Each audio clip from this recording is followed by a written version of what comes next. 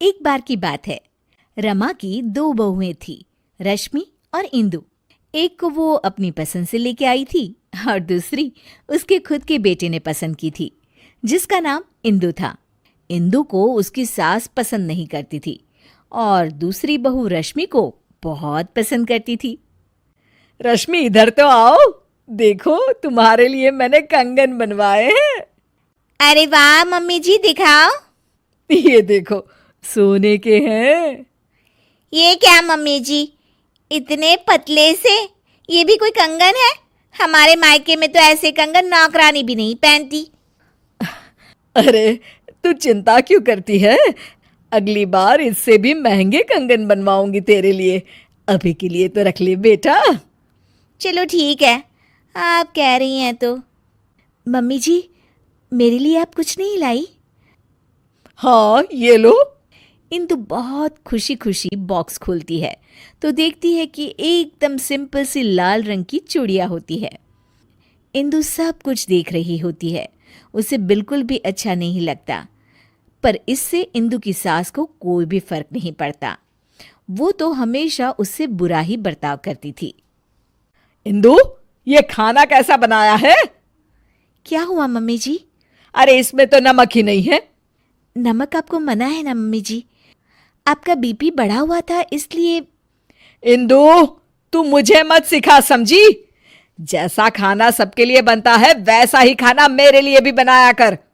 सासू माँ की डांट खाकर इंदु अपने कमरे में आ जाती है और हम देखते हैं कि वो कोई आम लड़की नहीं है, बल्कि उसके पास सुपर पावर है।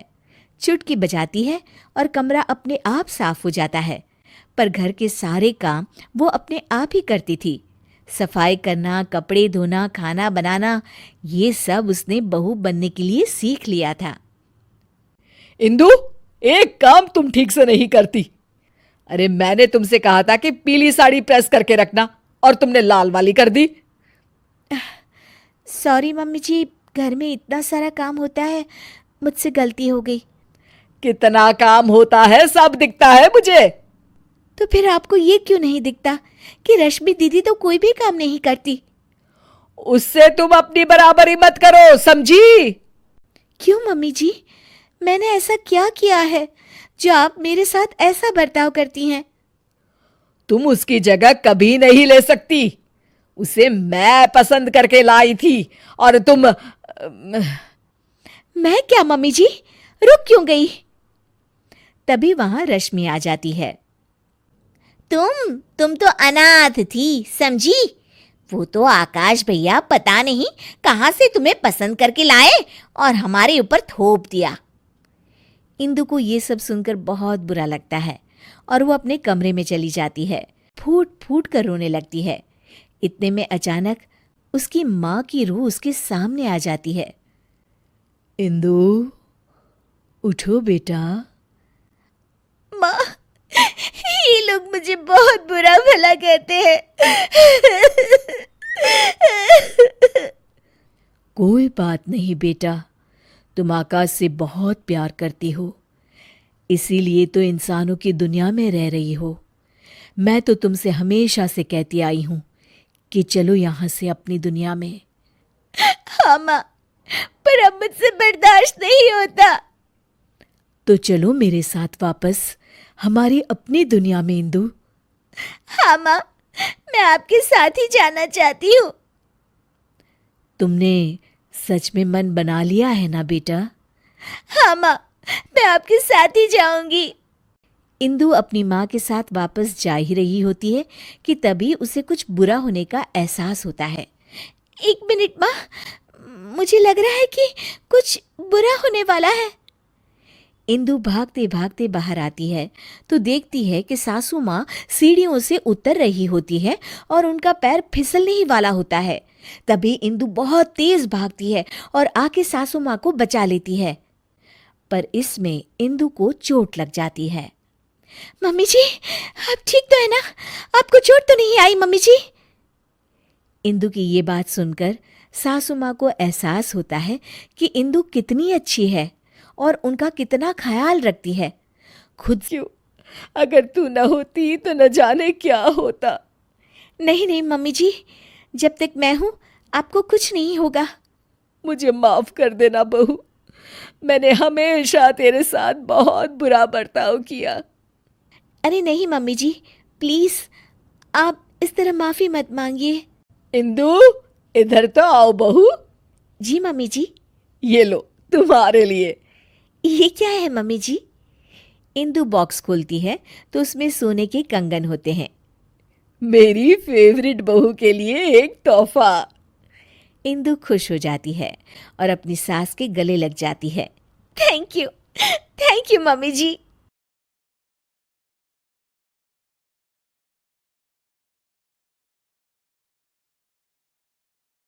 उसकी सहेली घर आती है। अरे सृष्टि, तू तो बड़ी अच्छी लग रही है। यहाँ तो घर का सारा काम करते करते हालत ही खराब हो जाती है। अपने ऊपर ध्यान देने का वक्त ही नहीं मिलता। तू तो बड़ी किस्मत वाली है।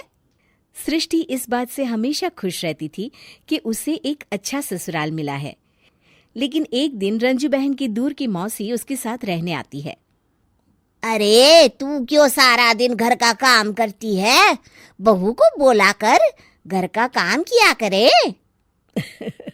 अरे है तो वो भी बेटी की तरह ही ना, और मिलजुल कर काम जल्दी हो जाता है। तू तो बड़ी सीधी है। देख कैसे मटक मटक के सारे घर में घूमती है तेरी बहू। मेरी बहू होती तो इस वक्त मेरा पैर दबाती। क्या ये तेरे पैर दबाती है? पैर तो कभी नहीं दबाए इसने मेरे। ये सुनकर रंजना मौसी समझ जाती है कि उसने अपना काम कर दिया। अब जल्दी सास बहू में जंग होगी। मौसी मुस्कुराती हुई वहां से निकल जाती है। एक दिन रंजना मौसी सृष्टि से कहती है, तुम्हारे कान के झुमके तो बड़े सुंदर लग रहे हैं। जरूर तुम्हारी सास ने दिए होंगे। नहीं नहीं मौसी, मेरी माँ ने दिए हैं। अच्छा, फिर तेरी सास मुझे क्यों कह रही थी कि ये झुमके उसने तुम्हें दिए हैं? उसे झूठ नहीं बोलना चाहिए था। वैसे तुम्हारी सास ये भी कह रही थी कि तुम्हें खाना बनाना नहीं आता, तभी उस बेचारी को सारा दिन तुम्हारे साथ काम करने के लिए किचन में लगना पड़ता है। ऐसी तो कोई बात नहीं है। मुझे खाना बनाना नहीं आता। अरे मैंने तो खुद उन्हें खाना बनाना सिखाया है मौसी। रंजना मौसी वहां से चली जाती हैं। किचन में सृष्टि खाना बना रही होती है कि तभी उसकी सास वहां आ जाती है और वो कहती है, आज मेरे पैर में बहुत दर्द है, खाना तू ही बना ले। और वैसे भी मैंने सुना है कि मुझे खाना बनाना तो तूने सिखाया है। हाँ माँ जी, सुना तो आपने सही है। वैसे मैंने भी बहुत कुछ सुना है, लेकिन क्या बोलूं। दोनों सास बहू को झगड़ते देख बाहर खड़ी रंजना मौसी मुस्कुराने लगती है। बड़ी आई थी प्यार से रहने वाली। इन्हें कोई बताए सास कभी माँ नहीं बन सकती और ना ही कभी बहू बेटी। शाम को रंजना मौसी सृष्टि को बुलाती है। अरे सृष्टि बेटा, जरा एक कप चाय तो दे दे। मौसी, चाय आप माँ जी से ही ले लीजिए। मैं किचन में पैर भी नहीं रखूंगी। वैसे भी मुझे कहाँ आता है चाय बनाना। तभी वहां रंजू आ जाती है। वो सृष्टि की बात सुन लेती है। हाँ हाँ बहू रानी, तुझे तो कुछ नहीं आता। रंजना, तो तू एक काम कर, तू ही चाय बना ले। और हाँ, सृष्टि को भी चाय दे देना। इसे क्या लगता है ये चाय नहीं बनाएगी तो क्या हम चाय नहीं पिएंगे? अरे हम पिएंगे भी और पिलाएंगे भी। रंजना मौसी थक कर उठती है। ठीक है रे रंजू दीदी, आप जैसा बोले। रंजना चाय बनाकर लाती है और सोफे पर बैठी सृष्टि और रंजू को चाय देती है। अच्छा, मैं थोड़ा मंदिर तक जा रही हूँ, रात में देर हो जाएगी आने में। रंजना देर रात घर आती है तो सृष्टि को आवाज लगाती है। अरे बहू रानी, कुछ खाने को तो दे दे, बहुत जोर से भूख लगी है। मैंने कोई खाना वाना नहीं बनाया मौसी। वैसे भी आपकी बहन तो कहती है ना कि मुझे खाना बनाना का स्वाद क्या होता है। रंजना बेचारी किचन में जाकर पूरे घर का खाना बनाती है। जब वो खाना बनाकर बाहर निकलती है तो सास बहू टेबल पर बैठकर उसका इंतजार कर रही होती हैं। लाओ लाओ रंजू, जल्दी खाना लाओ, बहुत जोर की भूख लगी है। सास बहू खाना खाकर अपने अपने कमरे में चली जाती है।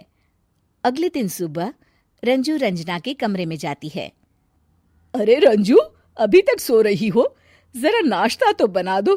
तुम्हें तो पता है ना कि बहू आजकल किचन में पाँव भी नहीं रखती।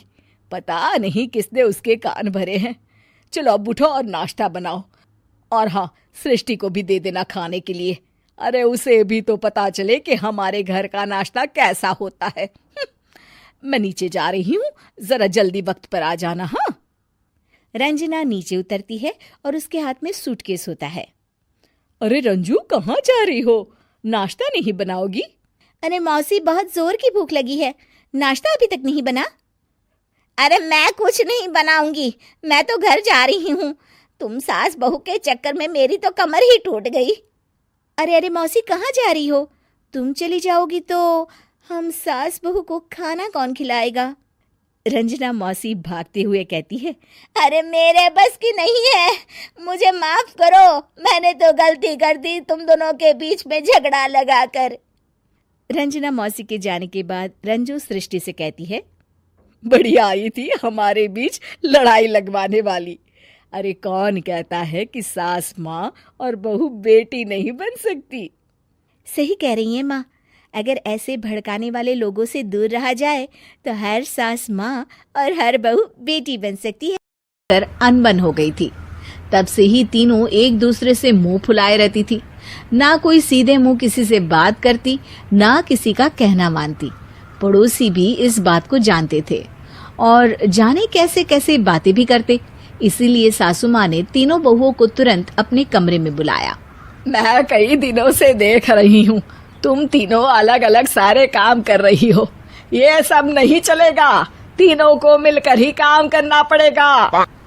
सास की बात सुनकर एकदम से बड़ी बहू बोल उठती है। नहीं मम्मी जी, मैं इन दोनों के साथ कुछ नहीं कर सकती। मैं इस घर की बड़ी बहू हूँ, फिर भी ये मेरा कहना बिल्कुल भी नहीं मानती। अरे जेठानी जी, जानबूझकर मुझे डबल काम करवाती है आप। और छोटी मुझसे टेढ़े मुंह ही बात करती है। इन दोनों के बीच हमेशा सैंडविच बन जाती है मेरी, और मैं हमेशा आलू की तरह बीच में मसली जाती हूँ। मम्मी जी, इन दोनों को लगता है कि मैं छोटी हूँ तो इनके पैरों तले दब जाऊंगी, लेकिन नहीं, मेरा भी उतना ही अधिकार है जितना इन दोनों का है। बढ़िया आई दोनों मेरी चुगली करने के लिए, मुझे क्या कम समझ रखा है। तीनों बहू एक दूसरे से बहस करने लगती है और सास दोबारा ये देखकर टेंशन में आ जाती है और सबसे कहती है। चुप हो जाओ, अब से तुम तीनों सारे काम एक साथ करोगी, आंख बंद करके एक दूसरे की बात सुनोगी। तुम तीनों इस बात को गांठ बांध लो, वरना अगली छुट्टियों में तुम्हारा अपना मायके जाना कैंसिल। सास की बातें सुनकर डर के मारे तीनों हामी भर देती हैं। जी मम्मी जी, मैं समझ गई। हाँ मम्मी जी, जैसा आप कहें। आप जो कहेंगी मैं वही करूंगी। तीनों बहू सास की बात को गांठ बांध लेती है और वादा करती है कि अब से सारे काम वो तीनों एक साथ मिलकर ही करेंगी। ये सब देखकर सास खुश हो जाती है और वहां से चली जाती है।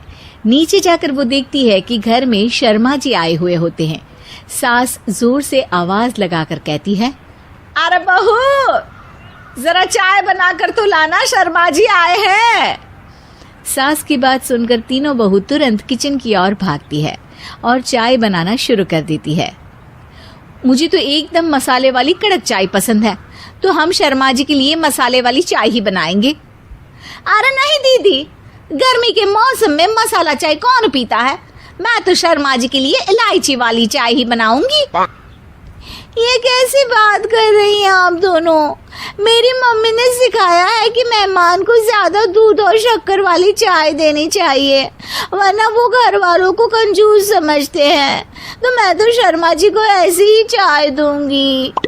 तीनों बहुएं अपने अपने तरीके से चाय में शक्कर, मसाला, पत्ती सब डाल देती है। उबलने के बाद तीनों मिलकर चाय बाहर लेकर जाती है और शर्मा जी और सासू माँ को देती हैं। चाय पीने के बाद क्यों भरी, सासू माँ भी चाय पीना शुरू करती है और कहती हैं, अरे बहू, ये कैसी चाय बनाई है? चाय है या मीठे दूध की बासुंदी? हाँ, चाय अच्छी नहीं लगी क्या? कोई बात नहीं, हम पराठा बनाकर लाते हैं। चलो चलो अंदर। हाँ हाँ चलो, हाँ आती हूँ मैं भी। नहीं नहीं, मेरा पेट चाय ने ही चौपट कर दिया, वही काफी है। पराठे से पोपट नहीं करवाना, मैं तो चलता हूँ। शर्मा जी चुपचाप पतली गली से निकल जाते हैं। अगले दिन सास बहुओं से कहती है, अरे बहू, जाओ जाके ऊपर के गेस्ट हाउस की सफाई कर दो। कल हमारे यहाँ मेरे दूर के रिश्तेदार आने वाले हैं, तो पूरे कमरे को चमका देना, समझी? तीनों बहू सास की बात को मानकर ऊपर सफाई करने चली जाती हैं और तीनों कमरे की सफाई चालू कर देती है। बड़ी बहू मकड़ी के जाले साफ करती है, तो बीच वाली झाड़ू लगाना और छोटी वाली सर्फ डालकर जमीन धोना शुरू कर देती है। अरे दीदी जेठानी जी, अभी मैंने पूरी फर्श धोई और आप फिर से धूल नीचे गिरा रही हैं। और मछली जेठानी जी, आप बिना झाड़ू की धूल यहाँ छटक रही हैं। अरे तीनों को साफ करना है, एक साथ सफाई करते हैं ना। अरे वही तो, हम साथ साथ हैं, घर साफ साफ है। तीनों बहू ऐसे ही काम में उलझ जाती है और 2 घंटे तक एक ही कमरे की सफाई करती रहती है। बहुत देर से अपनी बहुओं को ना देखने के कारण सास ऊपर कमरे में उन्हें देखने जाती है, लेकिन कमरे में घुसती ही वो गीली फर्श पर फिसलने के कारण नीचे गिर जाती है। ओरी मोरी मैया, हड्डी मरोड़ के रख दी। आए, मेरी तो कमर ही टूट गई रे। तीनों बहुएं सास को उठाती हैं और बिस्तर पर सुला देती है। अरे मेरे हाथ पैर दर्द कर रहे हैं, दबा दो, आराम मिलेगा। हाँ जी माँ जी। अरे जी माँ जी, जी माँ जी। और तीनों बहुएं एक साथ सास के हाथ को दबाना शुरू कर देती हैं। माँ की तो चीख ही निकल जाती है और नतीजा ये होता है कि सास के बचे हुए शरीर में भी दर्द उठ जाता है। हाय राम, ये क्या कर दिया तुम तीनों ने। अरे मेरी तो किस्मत ही फूटी है कि तुम जैसी बहुएं मुझे मिली। हे भगवान, पूरे शरीर में दर्द बढ़ गया है। अब तो पता नहीं कि चल भी पाऊंगी या नहीं। माफ करो, मुझे गलती हो गई मुझसे कि तुम तीनों को एक साथ काम करने के लिए बोला। सोचा था तीनों मिलके अच्छे से काम करेगी, लेकिन बड़े बुजुर्ग सही कहते थे कि 3 तिगाड़ा काम बिगाड़ा। तुम लोगों ने ये बात ना आज साबित करके दिखा दी। तुम तीनों को तो समझाना यानी मानो भैंस के आगे भी न बजाना है। तुम्हें अकेले अकेले काम करना है ना, तो अब से तुम अकेले ही अपना अपना काम करो। तीनों बहुएं वहां से जाने लगती है। अरे कहाँ जा रही हो? आप ही ने तो कहा कि अपना अपना काम करो, तो मुझे मुल्तानी मिट्टी लगानी है। अरे मुझे भी तो नेल पॉलिश लगानी है, मुझे ना मेहंदी लगानी है। सास अपना सर पीट लेती है और कहती है, अरे मुझे भी लगाना है कुछ। क्या माँ जी? क्या माँ जी? क्या माँ जी?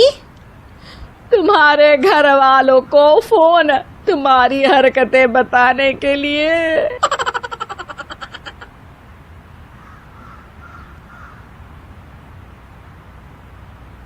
बिल्कुल अलग होती है। प्रियंका को लगता है कि वो इस घर को बहुत ही सुंदर बना सकती है। ध्रुव, ये घर बहुत ही पुराने तरीके से डेकोरेटेड है। अच्छा, मुझे तो नहीं लगता। कभी ध्यान दोगे तो लगेगा ना, ऐसा लगता है कि हम शहर में रहकर भी गांव में रहते हैं। अच्छा, तो इस दिवाली तुम्हारे मनपसंद कलर से पेंट करवा देंगे, ठीक है? ओहो, पेंट से क्या होगा? ये फर्नीचर इतना पुराना हो गया है, खुद कह देता होगा कभी तो। भगवान के लिए बदल दो, भगवान के लिए मुझे बदल दो। कुछ भी बोलती हो तुम प्रियंका। अरे कितना सुंदर लगता है ये सोफा। हाँ, साइज देखा है इस घर के फर्नीचर का। ऐसा लगता है घर नहीं गोडाउन है। मुझसे नहीं, मम्मी और पापा से बात कर लो इस बारे में। ये सब उन्हीं की पसंद का आया है। हाँ, तभी तो इतना ओल्ड फैशन है। कुछ कहा क्या? अरे कुछ नहीं। आप जाइए, ऑफिस जाइए। ध्रुव ऑफिस चला जाता है और प्रियंका अपनी सास से बात करने की सोचती है। मम्मी जी, मैं क्या सोच रही थी कि अगर हम इस संदूक को यहाँ से हटा दें तो काफी जगह बच जाएगी ना। हाँ, इसे हटा देंगे और सामान कहाँ रखेंगे? अपने सर पर? अरे मम्मी जी, आप ऐसी बातें क्यों कर रही हैं?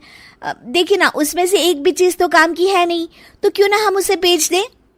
नहीं बहू, उसमें हमारे पुराने घर का बहुत ही अच्छा सामान है। पापा जी, ये घर भी तो पुराना ही लगता है। एक दिन प्रियंका की सहेली प्रिया उसके घर आती है। प्रिया घर को देखकर हंस पड़ती है। इतनी अच्छी इंटीरियर डिजाइनर का ससुराल तो किसी पुराने म्यूजियम जैसा लगता है। क्या बताऊं, यहाँ तो किसी को फर्क ही नहीं पड़ता। अरे जब सीधी उंगली से घी ना निकले ना, तो उंगली टेढ़ी कर लेनी चाहिए। हाँ, शायद तो ठीक कह रही है।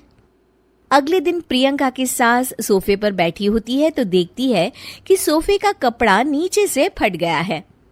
अरे ये क्या, ये कपड़ा कैसे फट गया? मम्मी जी, मुझे लगता है कि ये किसी चूहे का काम है। क्या? चूहा? फिर से? सास सोफे पर चढ़ जाती है। अब तो मम्मी जी चूहा इस सोफे में अपना घर बना लेगा। क्या? तो क्या करे बहू, तू ही कुछ सुझाव देना। मम्मी जी, हमें स्टील वाले छोटे सोफे बना लेने चाहिए ताकि चूहे को घर बनाने के लिए जगह ही ना मिले। तू सही कह रही है बहू, मैं अभी तेरे ससुर को बोलती हूँ नए सोफे लाने के लिए। मम्मी जी, नए सोफे लाने की कोई जरूरत नहीं है, हम इन्हीं से सोफे बना सकते हैं, आप बस देखती जाइए। प्रियंका सोफे तो नए बना लेती है, पर अब उसमें सिर्फ 2 ही लोगों के बैठने की जगह होती है। अरे ये क्या, इसमें तो बस 2 ही लोग बैठ सकते हैं। अरे बहू, तुझे तो पता ही है हमारे घर कोई ना कोई आता ही रहता है, इतनी सी जगह में हम कहाँ बिठाएंगे उन्हें। अरे मम्मी जी, आप चिंता मत कीजिए, उसका भी इंतजाम हो गया है। मैंने इस संदूक के ऊपर गद्दा लगवा दिया है और इसे पेंट करवा दिया है। ध्रुव उस पर बैठने की कोशिश करता है, पर संदूक की ऊंचाई ज्यादा होती है, इसलिए उसे बैठने में दिक्कत हो रही होती है। प्रियंका, कम से कम ये तो देखती कि संदूक की लंबाई कितनी ज्यादा है। ये बैठने में बिल्कुल भी कंफर्टेबल नहीं है। अरे आप भी ना, ये आजकल ट्रेंड में है, आपको तो कुछ पता ही नहीं है। प्रियंका धीरे धीरे घर की पूरी काया पलट कर देती है। एक दिन प्रियंका के ससुर के कुछ दोस्त घर पर आते हैं। नमस्ते बेटा, कैसी हो तुम? जी मैं ठीक हूँ अंकल जी, आप कैसे हैं? आइए आइए, अंदर आइए। अरे घर तो बड़ा खाली खाली लग रहा है, कहीं घर तो खाली नहीं कर रहे ना आप लोग? अरे नहीं नहीं, ये तो हमारी बहू का कमाल है। तुम बैठो ना रमेश। रमेश को संदूक दिखता है और वो उस पर बैठने की कोशिश करता है और पीछे तक ना होने के कारण जैसे ही वो पीछे होता है गिर जाता है। अरे रमेश, तुम ठीक तो हो ना? हाँ, ठीक ही हूँ, बस आज तो बाल बाल बच गया मैं। सब लोग गुस्से से प्रियंका की तरफ देखते हैं। अब रमेश अंकल को बैठना नहीं आता तो इसमें संदूक की क्या गलती है? नहीं बहू, गलती तो हमारी है जो तुझे घर का मेकओवर करने दिया। सही कह रहे हैं आप बहू, तू हमारे घर को पहले जैसा ही बना दे। ठीक है, आप लोग गुस्सा मत होइए, मैं घर को पहले जैसा ही कर देती।